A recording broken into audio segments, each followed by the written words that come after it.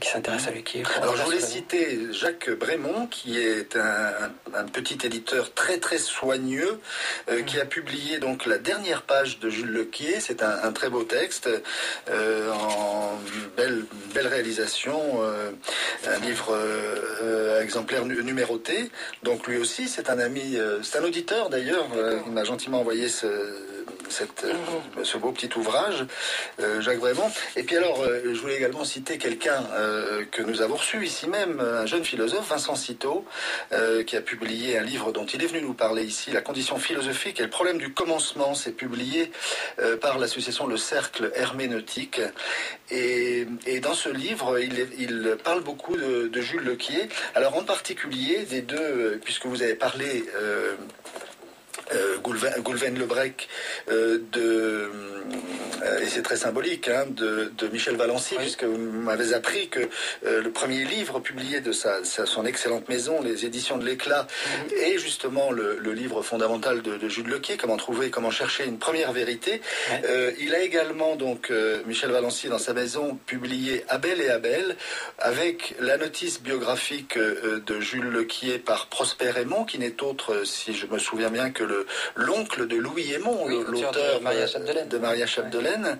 Il y a dans ce texte, Abel et Abel, d'ailleurs, un petit inédit magnifique qui s'appelle L'incommunicable secret caché sous ce mot « nous ». Oui, c'est très beau, alors c'est très mystique. Oui, il y a plusieurs textes comme ça, mystiques de Lequier, dont encore des documents inédits. Nous sommes. Oui. Voilà. Et d'ailleurs, on le compare, c'est Donald Vinet qui le compare c'est un exact contemporain de Kierkegaard. Voilà. En fait, c'est Jean Val, le premier, qui a fait cette comparaison avec Jean Val, un autre ami de Jules Lequier. Voilà. Et donc, qui a dit que Lequier était le Kierkegaard français. Ouais. Donc, en fait, c'est vrai que Kierkegaard est très connu, contrairement à Lequier. Ils ont beaucoup de points en commun dans leur biographie. Enfin, une certaine façon d'aborder les questions philosophiques par l'existence, aussi une façon d'écrire des textes qui ne sont pas purement spéculatifs, c'est-à-dire plutôt poétiques, imagés. Il y a tourment chez les deux penseurs, mais ils se distinguent aussi, c'est ce qu'a montré André Clerc dans une étude récente, ils se distinguent par leur rapport à la métaphysique.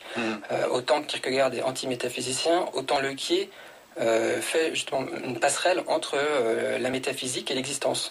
D'où le titre d'ailleurs d'un livre d'André Clerc, Métaphysique et existence, parce que pour Lequier, toute la philosophie est vécue avant d'être ah oui, profondément. Voilà, c'est vraiment une philosophie existentialiste. Voilà, avant l'heure en fait. Ouais. Voilà. Donc c'est pour ça que ce qu'a dit Jean Grenier, c'est que Lequier a été un précurseur sans être un promoteur. Ouais. C'est-à-dire qu'il y a beaucoup de gens qui se sont inspirés de sa pensée sans jamais clairement le citer. Alors Jean Grenier, on le disait, il a publié donc en 1950, je crois, les œuvres complètes. Les œuvres 52. Les œuvres complètes. Alors il y avait quoi dedans? Parce que je ne l'ai pas dit, Goulven-Lebrec, mais vous êtes en charge des archives avec d'autres, j'imagine. Ça doit être considérable, des archives de l'école des études en sciences sociales, qui va déménager, comme vous l'avez rappelé. C'est un service en fait d'archives. Voilà, donc vous en occupez. Et alors justement, vous vouliez aussi nous parler des archives Jules Lequier. Alors ma question, elle est double. C'est d'une part l'ouvrage des œuvres complètes publiées par Jean Grenier. Est-ce que c'était vraiment complet? Non. Oui. Tout de suite, je peux vous dire que non. Mais et d'autre part, où en sont ces archives Alors, en fait, c'est vrai que s'intéresser à Lequier, c'est toujours s'intéresser à ses archives parce qu'il n'a rien publié de son vivant, donc il n'a laissé que des textes. D'ailleurs, la plupart sont fragmentaires et inachevés. Et ces archives ont été déposées au début du XXe siècle dans une bibliothèque à Rennes. Et c'est à partir de ce fonds d'archives qui s'appelle le fonds Jules Lequier que les éditeurs ont été puisés les textes à publier. Donc il y a bien sûr l'édition la plus connue de Renouvier, qui est un ensemble de textes regroupés par Renouvier dans une certaine optique quand même, qui était de justifier un peu sa pensée à lui, à Renouvier.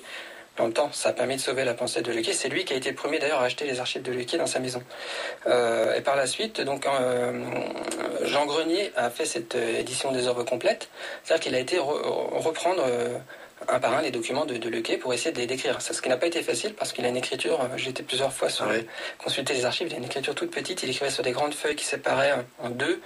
Et d'ailleurs, il y a un article qui a été fait là-dessus par un certain Jean-Marie Turpin sur l'analyse de l'écriture de Lequet comme acte de se faire, donc comme le lien entre l'écriture et la pensée.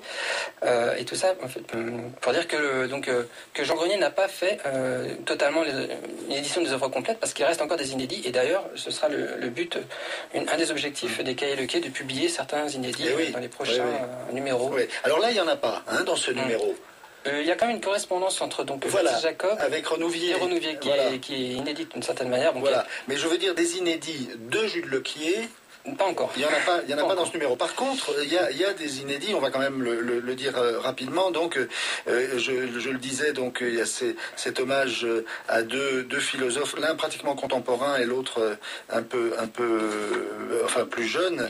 Donc Baptiste Jacob et Gérard Piguilhem, qui ont effectivement, se sont occupés à des titres divers de l'œuvre de Jules Lequier. Et là, on en a des inédits, donc une notice, notamment celle sur Gérard Piguilhem, donc qui est due à Michel Valency, et puis une autre que vous avez vous-même rédigée, Goulven Lebrec, donc sur Baptiste Jacob, et puis des inédits, 2 textes inédits de chacun de ces philosophes. Alors en fait, ce premier numéro est à la fois un numéro en hommage à ces deux spécialistes de Lequier qui sont pas très connus, et aussi un numéro sur les relations entre Renouvier justement et Lequier, parce que tous les deux, ces deux spécialistes de Lequier viennent d'abord de Renouvier. C'est-à-dire qu'ils ont connu Lequier par Renouvier. Baptiste Jacob est un disciple de Renouvier, breton lui aussi, et qui a connu Lequier en fait en se promenant un jour du côté de Plérin où se trouve la maison de Lequier. Il a discuté avec des gens, il s'est rendu compte que c'était une maison habitée par un philosophe. Il a su après que c'était Jules Lequier. Il a voulu en fait faire une étude sur Lequier, mais il n'a jamais été au bout de cette étude, et j'explique dans l'article pourquoi, donc pour diverses raisons.